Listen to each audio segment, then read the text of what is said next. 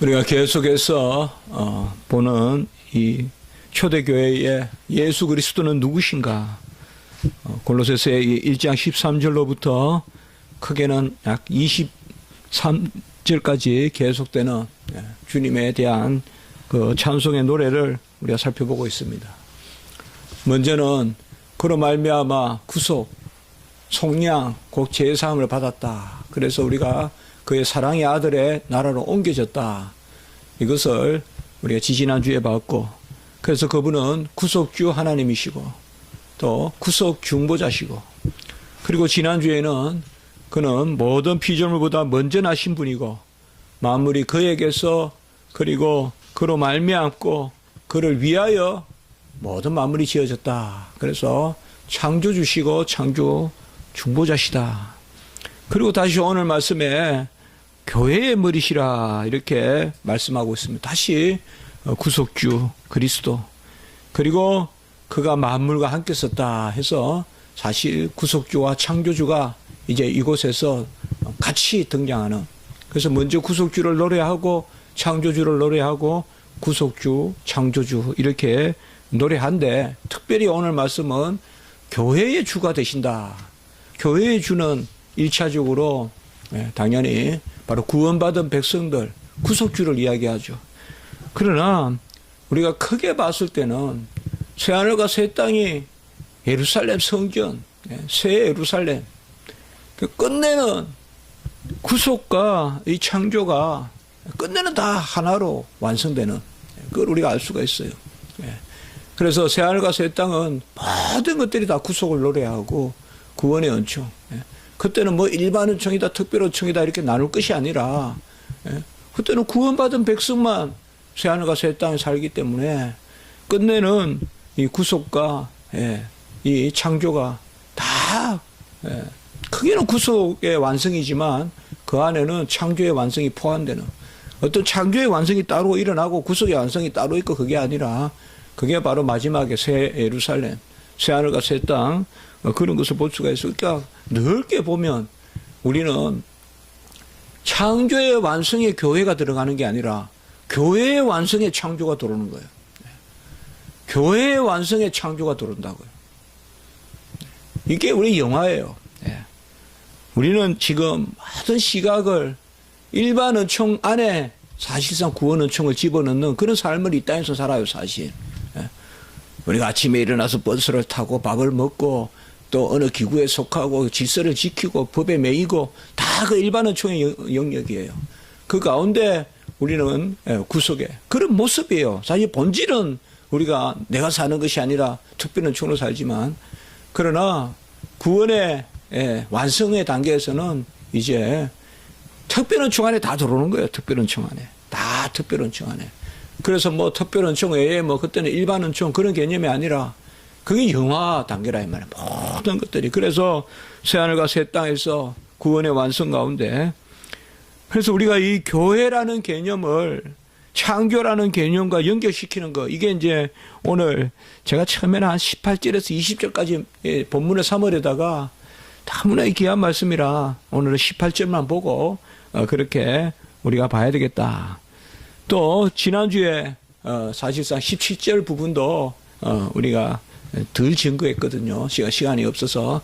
그래서 오늘은 지난주에 제가 설교 준비했던 17절과 18절을 연결시켜서 그렇게 보겠습니다. 17절에 보면 만물보다 먼저 계시고 만물이 그와 함께 섰다. 이 먼저 계시다. 특별히 15절에 보면 먼저 나신다. 이런 개념은 어떤 시간의 전후 개념이 아닙니다. 이것은 그가 먼저 계시다는 것은 프로토토코스, 먼저 나셨다는 것은 첫 번째로 나셨다. 이것은 영혼의 영역입니다. 영혼의 영역. 우리가 창조는 시간 창조를 포함합니다. 시간이 있는 가운데 창조하는 것이 아니라 시간도 지으신다 이 말이에요. 시간과 공간도 지으셨어요. 칸트는 시간과 공간과 인과관계는 주어진 선언적인 거라고 이야기했는데, 그것은 우리가 알 수 없는 영역에서 그냥 그저 그렇게 존재한다고 생각했는데 우리 창세기는 그렇게 가르치지 않아요. 시간과 공간과 인과관계건 모든 것이 다 하나님이 만드신 거지 그전에 아무것도 없어요. 인과관계조차도 없어요. 하나님만 스스로 계시시고 스스로 사랑이시고 스스로 말씀이시지 어떤 무슨 뭐 기승전결이나 뭐 어떤 논법이나 이런 게 없어요. 어떤 이데아라든지 철학자들이 말하는 그런 것도 없어요. 모든 만물이 지어지기 전에 질서가 있다. 이데아가 있다. 그것도 없어요. 형상이 있고 그 다음에 뭐 진료가 덧붙여지 그런 게 없어요. 형상 같은 것도 없어요. 이데아, 아이디어도 없어요. 좀 어려운 이야기인지 몰라도 바르트는 창조전에 아이디어가 있다고 생각하는데 창조전에 무슨 아이디어가 있어요. 하나님만 계세요. 생각도 없어요. 하나님만 계시고 그분의 말씀이고 그분의 사랑이고 그분의 살아계심 그것만 존재하거든요. 그래서 특별히 우리가 성경을 읽을 때 하나님에 관한 이런 선하심, 의로우심, 거룩하심 그리고 오늘 말씀과 같이 먼저 계심 이런 것은 절대적인 영역으로 읽어야 돼요. 절대적으로 먼저 계신다는 것은 바로 영원을 뜻해요. 영원을 뜻해요. 시간차로 먼저 계신다 이렇게 이해한 바가 아니에요. 우리 인간에게 전해주기 위하여 이렇게 기록했을 뿐이지 모든 만물보다 조금 먼저 계신 분 이러면 그건 벌써 시간에 속하신 분이잖아요. 영혼은 전후 개념이 없거든요. 영혼은 전후 개념이 없어요. 그 영혼이라는 것은 우리 남 목사님 몇 주 전에 잘 설교하셨어요. 영혼은 그냥 하나님이에요. 영혼은 그 하나님 외에 다른 말을 할 수가 없어요. 영혼을 가지고 뭐 자꾸 이렇게 뭐 어거스틴이나 어거스틴 말이 맞아요. 시간관에 영혼은 하나님이에요. 철학자들은 자꾸 영혼을 어떤 시간 개념의 연장으로 생각하는데 그렇게 해가지고 영혼은 연장성으로 설명되는 게 아니거든요. 영혼은 시간성이 아니거든요. 영혼은 시간성이 아니에요. 시간성은 영혼이 아니에요. 아무리 길게 늘어나도 시간성은 영혼이 아니에요. 영혼은 그렇게 보면 그냥 하나님께 속한 속성이다 이렇게만 이야기할 수 있지 우리가 사실 뭐라 말할 수 없어요. 그래서 그가 만물보다 먼저 계시다 이 말은 지난주에도 말씀을 나눴지만 삼위일체 하나님을 이야기하는 거예요. 영원히 스스로 계시는 분 그 하나님이시다 이 말이에요. 그가 만물보다 먼저 계시고 만물이 그 안에 함께 섰다 이 말은 이것도 만물이 예수와 함께 존재한다 그렇게 봐서는 절대 안 된다는 거죠. 그러니까 성경을 이러니까 문맥으로 읽어야 된다 이 말이에요.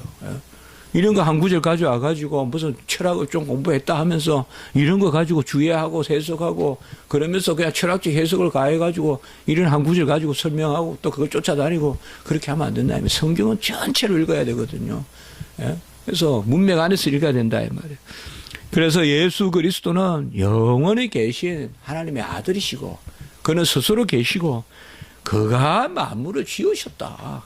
그래서 만물이 그에게서 그로 말미암고 그를 위하여 존재한다. 16절을 읽으면서 17절을 해석해야지. 16절은 그냥 어디 가고 없고 17절만 가지고 봐라 또 만물이 함께 섰으니 함께라는 말은 동시를 뜻한다. 그래서 예수님도 뭐 지음을 받았다. 이런 식으로 해석해서는 안 된다. 이 말. 자꾸 신학적인 이야기를 할 수밖에 없는데 이 부분은 워낙 중요한 그러한 예수 그리스도에 관한 그런 큰 진리를 담고 있는 말씀이기 때문에 우리가 이런 말씀을 주의할 때는 할 수 없이 우리 신학적인 이야기를 할 수밖에 없지 않냐 이렇게 생각합니다. 그분이 오늘 18절에 몸인 교회의 머리시다 이렇게 이야기합니다. 주님이 누구신가라는 부분을 이야기하고 있지만 사실상 주님이 무엇을 하셨는가라는 부분과 지금 분리되지 않게 나옵니다. 예수님은 누구신가와 예수님은 무엇을 행하셨는가. 그래서 우리가 예수에 관한 그러한 기독론을 이야기할 때는 person and work 이렇게 영어로 말하면 예수님은 누구신가라는 그 person, 인격 영역과 예수님은 무엇을 행하셨는가 이 사역 영역. 그래서 그리스도의 인격과 사역 이래서 우리가 예수님을 파악을 하는데요. 사실상 이 두 개를 분리시키거나 이 두 개를 중에 한 가지만을 인정하거나 또 이런 게 또 신학적인 경향이 있거든요. 오스카 쿨만이라는 많은 사람들이 입에 오르내리는 그 신학자는 예수님의 인격은 우리가 알 바 없고 예수님의 행한 일만 알면 된다. 그렇게 또 생각했거든요. 누가 돈을 주었든 누가 빵을 주었든 빵이 중요하지 누가 준 게 뭐가 중요하냐. 거지가 나에게 빵을 주도 빵은 빵이고 부자가 나에게 빵을 주도 빵은 빵이고 그렇게 생각했어요. 그걸 왜 기능기독론이라고 하는데 예수님은 누구신가? 그냥 그걸 문제 삼지 말자 이거예요. 그러나 성경은 그렇지 않아요. 왜? 예수님이 누구신가 모르면 그분이 뭘 하셨는가를 말할 수가 없어요. 여러분, 태양이 뭔지 우리가 이해가 안 되는데 빛을 분석할 수 있겠어요? 마찬가지예요. 예수님이 누구신가 모르는데 예수님이 사랑이시고 예수님이 은혜시고 예수님이 의로우시고 그걸 모르는데 예수님이 행하시는 일을 안다. 예수님이 누구신가에 대한 그분은 영원하시고 그분은 절대자시고 그분은 무한하시고 그분은 스스로 계신 삼위일체 하나님이라는 것을 모르면서 예수님이 행한 일을 가지고 예수님을 알겠다? 그건 결국 인간의 판단이죠. 그렇지 않아요, 여러분들? 천년 만년 된 바위를 앞에 놔두고 인간이 그 바위를 가지고 파악해 보겠다. 저 바위가 나에게 무엇인가, 나에게 무슨 의미가 있는가. 그건 전부 다 요새 실존주의란 말이에요. 그리고 실존주의가 다른 게 아니에요. 벌써 이제 요새가 아니지만 20세기 초부터 흥황했던 다 실존주의에서 나온 거예요. 바르트니 뭐 쿨만이니 할 거 없이 다 실존주의 철학이에요. 실존주의가 뭐예요? 나에게 의미 있는 것으로서의 존재를 이야기한다 이 말이에요. 나에게 의미 있는 것으로 시공에 던져진 존재. 그러니까 하나님의 영원한 분이고 이런 것으로부터 시작하는 것이 아니라 태초에 하나님의 말씀이 계시다로부터 시작하는 것이 아니라 사마리아 여인에게 예수는 누구였고 38년 된 병자에게 예수는 누구였고 그렇게 그 각각의 인간에게 예수는 누구냐 그것만 따지지 태초로부터 말씀이 계시다 이런 거는 다 떼내자는 거예요. 성경에서. 그런 신화생활 하는 사람들 많아요. 그걸 왜 윤리주의라고 하는 거예요. 그런 게 다 실용주의고 경험주의라고 하는 거예요. 우리가 다 그 생각해야 되거든요. 그 삼위일체 신앙 가져야 돼요, 우리가. 삼위일체 신앙 가져야 돼요. 1년 내내 그냥 예수님은 뭐 나에게 누구시고 예수님은 나에게 병을 낫게 해주시고 예수님은 나에게 뭘 하시고 예수님은 사랑이시고 뭐 예수님은 우리를 실망시키지 아니하시고 뭐 그런 말이 어디 나오는지 몰라도 실망시키지 아니하시고 뭐 계속 그런 것만 가지고 그냥 주야장천 그것만 계속 이야기한다. 그게 아니라 예수는 누구신가? 사실상 그는 이라면서 오늘 18절에 몸인 교회의 머리시고 근본이시고 먼저 나신이시고 I am 형태로 아주 근위 있는 표현을 하고 있어요. 그는 누구시다 이렇게. 그는 누구시다. 그는 누구시다와 그는 무엇을 행하셨다는 것을 항상 함께 이야기합니다. 예수님이 누구신가를 모르고 예수님의 사랑을 누리고 예수님을 믿고 할 수가 없어요. 왜요? 우리가 구원받은 것은 그분이 우리 안에 오시고 그분과 함께 사는 것이 구원이기 때문에 우리는 그분이 중요해요.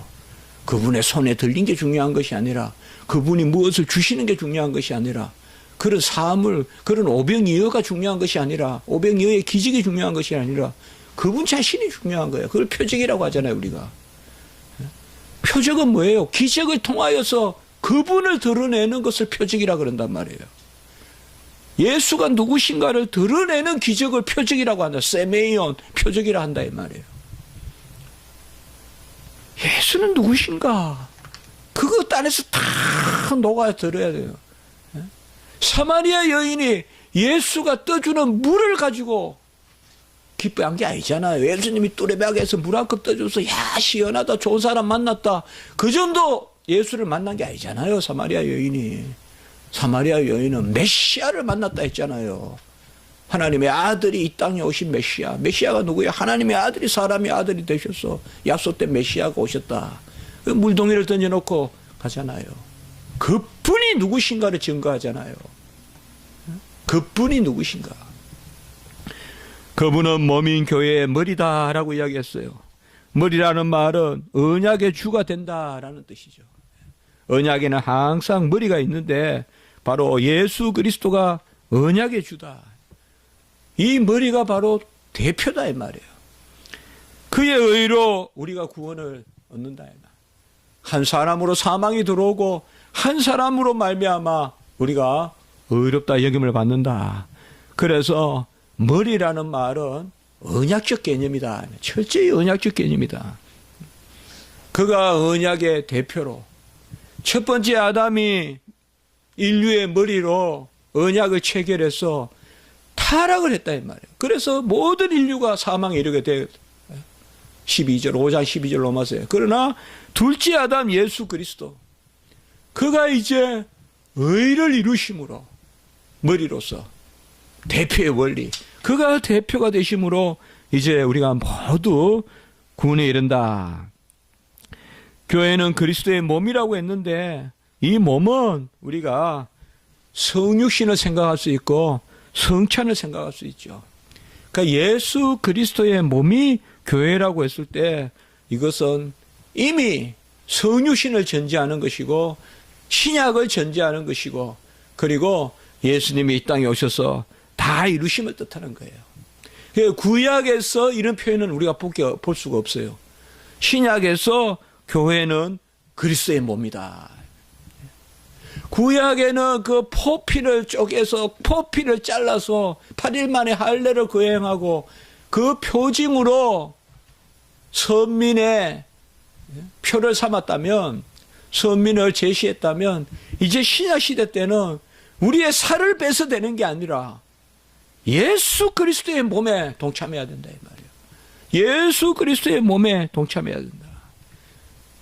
그래서 그리스도의 몸이 바로 교회다. 그러니까 교회는 그리스도의 몸이다. 교회는 그리스도의 몸이다. 여기에 성육신의 의미가 있고 성찬의 의미가 있고 이제는 그 살과 그 피, 그의 살을 먹고 그의 피를 마시지 아니하면 구원이 없다. 이미 신약시대의 이야기다 이 말이에요. 그는 몸인 교회의 머리다. 그러니까 사실상 몸된 교회라고 할 때 예수가 머리고 우리는 지체다라고 우리가 이렇게 표현하면 예수는 머리로서 일부를 이루고 우리는 지체로서 또 다른 일부를 이룬다. 그렇게 생각하면 안 되고 언약관계로 봐야 됩니다.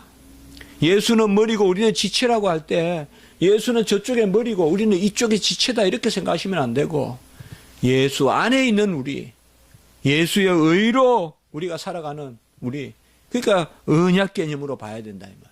머리라는 말은 바로 대표다. 그분이 모든 의를 이루심으로 우리가 구원을 누린다. 이 몸된 교회라는 말이 너무 귀한 말이에요. 그래서 우리 몸이 성전이라고 했고 예수님이 뭐예요? 46년 동안 건축한 헤롯의 성전을 무너뜨리면 사흘 만에 내가 짓겠다라고 해서 요나의 표적인 부활을 이미 말씀하시고 있잖아요. 그게 다 예수님이 육체의 죽으심과 부활하심으로 성전과 연결시켰어서 참 성전은 바로 돌로 지은 성전이 아니라 참 성전은 바로 예수 그리스도의 몸이 참 성전이라는 것을 우리에게 말해주고 있고 그것이 바로 신약시대의 교회다 이 말이에요. 교회는 예수 그리스도의 살과 피가 없이는 형성이 될 수가 없습니다. 모든 구약의 교회는 역사적 교회로서 의미가 있지만 지상의 교회로서 의미가 있지만 예표적 교회라고 볼 수가 있어요. 구약의 교회는 예수 그리스도가 오심으로 완성되는 것을 바라보는 교회지 구약 시대 때의 그 40년 강야 교회와 구약 시대 때의 그 예루살렘 성전의 교회와 구약 시대 때 그 이스라엘과 유다에 갇혀 있었던 그 교회가 아니라 이제는 그것을 다 깨고 예수 그리스도가 오심으로 누구든지 믿어서 구원에 이르는 그게 바로 언약 개념이고 머리 개념이고 그래서 머리이신 그리스도의 의로 말미암아 그를 믿기만 하면 구원에 이르는 그것이 바로 예수 그리스도다. 그래서 교회라는 것이 귀하다 이 말이에요. 교회의 비밀을 알아야 믿음이 성숙하다 이 말이에요. 교회의 비밀을 알아야 됩니다. 뭐 내가 잘 믿으면 되지 뭐. 교회는 그냥 내가 잘 믿는 거 그냥 조금 드러내러 가고 교회는 내가 좀 더 잘 믿는 거 다지러 가고 그게 아니다 이 말이에요. 교회 자체의 비밀이 있어요. 교회 자체의 비밀이 있다 이 말이에요. 왜 사도 바울이 그렇게 예루살렘 교회에 가서 보고를 하고 3차 전도 여행을 마치고, 지난주도 설교 때 잠깐 이야기했지만 3차 선교 여행을 마치고 왜 굳이 예루살렘에 가야 되냐 이 말이에요. 거기 길박이 기다리고 있는데. 그것은 사도 바울이 가지고 있었던 그리스도의 종은 몸된 교회의 종이다 이 말이에요. 그리스도의 종은 몸된 교회의 종이에요. 우직하게 바보같이 교회의 메인 사람이 돼야 돼요. 교회의 메인 종이 돼야 돼요. 교회는 뭐 어떤 선택사항이고 2차 집단, 3차 집단 그렇게 생각하면 안 돼요. 교회는 본질적으로. 그래서 세례와 입교가 함께 있다 이 말이에요. 우리가 거듭 남을 표하는 것이 교회에 들어가는 표와 동시에 일어난다 이 말이에요. 세례를 거행할 때. 거듭 남의 표고 입교의 표다. 그런 것들이 여상한 문제가 아니다 이 말이에요. 그리고 그는 먼저 나신이다. 죽은 자들 가운데 그는 근본이시다. 오늘 두 번째 이야기하고 있어요. 근본이라는 말은 아르게, 시작이라는 뜻입니다. 제가 이 번역을 뭐 그렇게 시비 삼고 싶은 마음은 없어요. 그러나 최소한 아르게가 시작이고 그 단어를 썼다는 거, 그거를 우리가 알아야 근본이라는 단어가 설명이 돼요. 우리는 근본이라 그러면 대체로 뿌리 본자를 써서 그냥 무청이 있고 무뿌리가 있는데 무가 땅에 박힌 그게 근본이다. 그렇게 생각하잖아요. 예? 예? 무도 이야기하면 그 무청은 이제 잘라내서 쓰레기를 하고 쓰레기를 만들어 먹고 쓰레기를 만들어 먹고 하는 그 무청이 있지만 그 뿌리가 근본이다 생각하는데 그 내용도 있지만 이 단어는 본래 시작이다 이 말이에요. 그러니까 그런 뉘앙스를 읽어야 돼요. 여기는 지금 전부 다 16절에도 보면 15절에도 먼저 나시고 그리고 17절에도 보면 먼저 계시고 그리고 오늘 18절에 보면 근본이시고 이것도 시작이란 뜻이에요. 시작이란 뜻이에요. 그러니까 여기는 전부 다 지금 영원하신 하나님의 아들을 이야기하는 거예요. 그래서 좀 신화적인 표현을 쓰면 선제, 그리스도의 선제를 이야기하고 있는 거예요. 이거 선제라 그래요. 먼저 계시다. 이 선제도 영어로 pre-existence인데 이 선제라는 개념도 더 빨리 계시다 이렇게 보시면 안 된다 이 말이에요. 영어를 뜻하는 거예요. 우리 인간이 쓸 표현이 없으니까 그냥 선제라고 하는 거예요. 사실상 영어를 뜻하는 거예요. 그 지금 이런 구절이에요. 요새 이 부분 참 책이 많이 나오거든요. 그리스도의 선제라고 다 이거예요. 좀 전부 먼저 계시고 근본이라는 말도 아르게 시작이다 이 말이에요. 우리가 요한계시록에 보면 그는 시작이요 처음이요 나중이고 시작이요 끝이요 알파요 오메가요 우리 예수 그리스도 나오죠. 그러니까 그럴 때 나오는 그 시작, 이 시작이 프로토스라는 거거든 헬라어로. 그는 근본이시다. 이 말은 만물이 존재하기 전에 존재하신다. 그걸 1차적으로 생각해야 돼요. 영원하신 삼위일체 하나님이시고 그는 근본이시란 말은 또 뭐요? 그에게서 그로 말미암아 그를 위하여 지난주에 봤지만 16절을 생각하시면 돼요. 우리가 만물이 그에게서 나왔고 만물이 그로 말미암아 나왔고 만물이 그를 위하여 존재한다. 우리가 여러 가지 생각할 필요가 없어요. 우리는 그리스도를 위하여 존재해야 돼요. 우리는 그리스도에게서 났고 그리스도를 말미암아 났고 그리스도를 위하여 존재해야 돼요. 아주 이단들이 보면 이단인지 뭔지 몰라도 우리 신학교에서 또 한때 또 문제가 됐어요. 어느 학생이 하나님은 우리를 위하여 존재하시지 왜 우리가 하나님을 위하여 존재하느냐. 나는 그러한 사랑 없는 하나님을 믿지 않는다. 또 이런 학생이 있어요. 그래서 소위 본다 제 1문답이 잘못됐다는 거예요. 인생의 목적은 하나님의 영광이야. 사랑의 하나님이 왜 우리가 하나님을 위하여 존재하듯이 그렇게 가르치냐. 웨스트민스터 잘못됐다는 거예요. 그러면서 막 어째 대형 가장 큰 교회 대표 교회에서 막 야단냈지. 그래가 또 쫓겨나가고 막 그랬어요. 그게 싫은 거예요. 예? 만물이 그를 위하여 있다는 게 하나님이 이기적이란 말입니까? 하나님이 이기적이라서 만물이 그를 위하여 존재한다고 그렇게 성경에 썼다는 겁니까?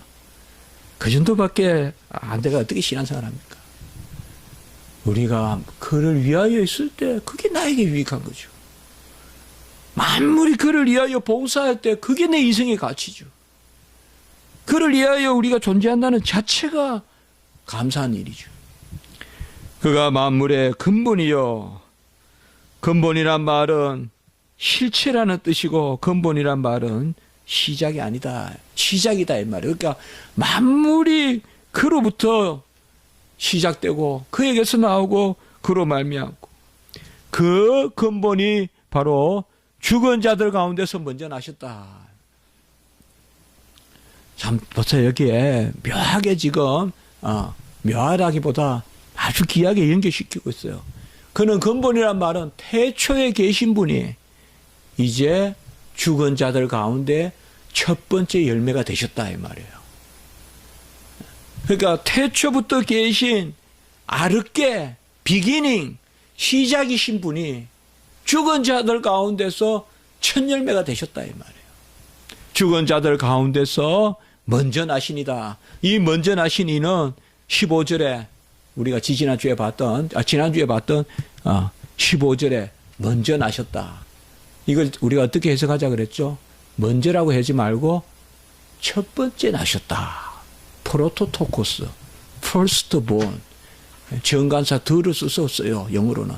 The firstborn. 첫 번째 나신 분이다.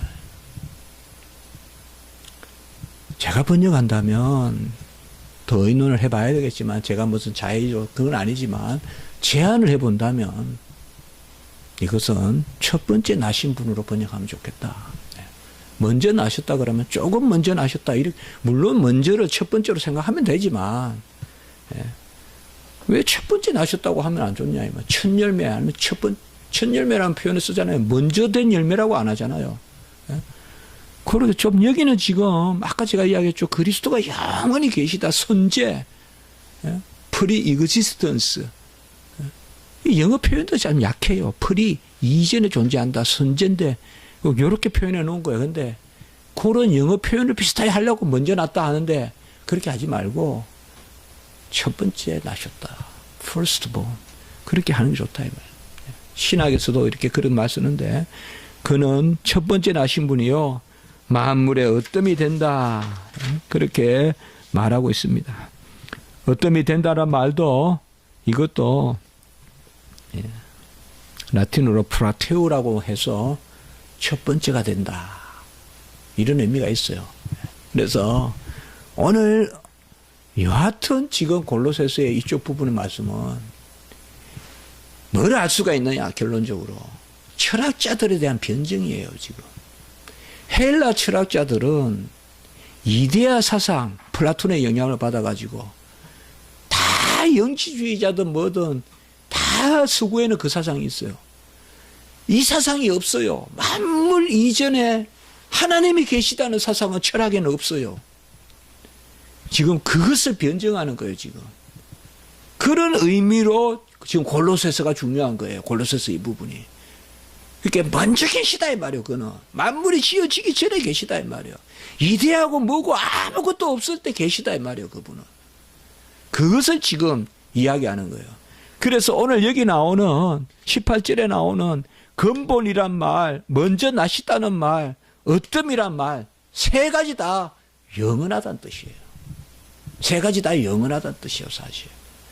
시작이란 뜻이고 그런 말씀으로 받아야 돼요. 그게 골로새서의 빌립보서나 에베소서나 다 우리가 그리스도에 관한 중요한 말씀이지만 골로새서에서 가장 중요한 말씀은 바로 창조와 구원을 연결시키는 개념이 골로새서에 강하게 나오는 거예요. 이 골로새서의 기독론이. 그래서 이 골로새서가 아주 귀한 거예요. 골로새서가. 굳이 말한다면 초대 교부 중에는 이레네우스라는 교부가 이쪽 영역에 가장 밝았어요. 바로 구속주 그리스도와 창조주 그리스도. 그는 영원 전에 계시다.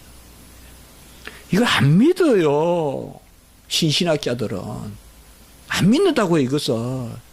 만물 전에 예수님이 계시다는 영원하신 성자 예수 그리스도 안 믿어요. 바르트나 에미 브루너나 안 믿어요. 아까우스카 쿨만이나.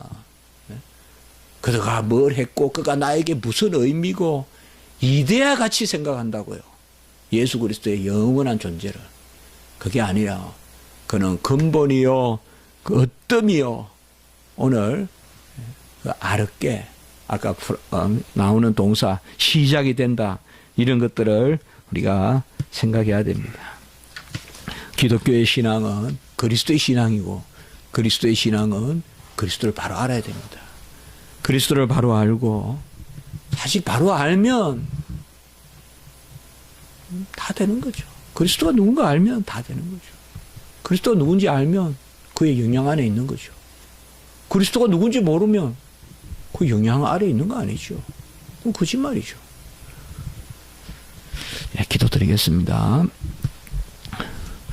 거룩하고 자비로우신 하나님 아버지, 우리가 이 골로새서의 말씀을 통하여서 예수 그리스도께서 영원히 계시며 머리가 되시며 교회의 머리가 되시며 어뜸이요 근본이요 귀한 말씀 저희들 주시니 감사합니다. 만물보다 먼저 나신 분이라고 또한 말씀했습니다.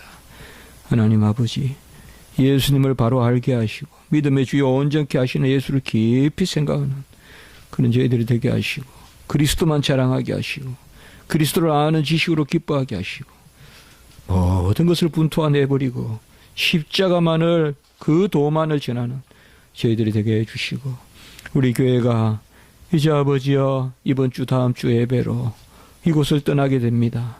하나님 아버지여 정말 6년 동안 그 이상으로 이곳에서 주님 저희들 지켜주셨는데 또 이삭과 같이 우리가 다른 곳으로 떠나갈 때 그곳에 큰 샘이 나오게 하시고 하나님의 은혜의 생수가 흐르고 하나님의 능력의 역사가 나타나는 그런 은혜가 있게 하시고 지금 아버지여 교회 이전으로 저희들 정말 아버지여 그 벽 속에 뭐다 하나 볼 수 없지만 하나님이 다 헤아리셔서 또 미래까지 헤아리셔서 하나님의 전이 하나님의 양식대로 식양대로 잘 지어질 수 있도록 하나님 도와주시옵소서. 우리 교회 성도님들 이때에 불쌍히 여겨주시고 우리가 교회에 또 이 건축을 위하여 또 이렇게 애쓸 때 나머지 생업도 흥황하는 그런 은혜도 허락하여 주시옵소서. 구주 예수 그리스도 이름으로 감사하며 기도드리옵나이다. 아멘.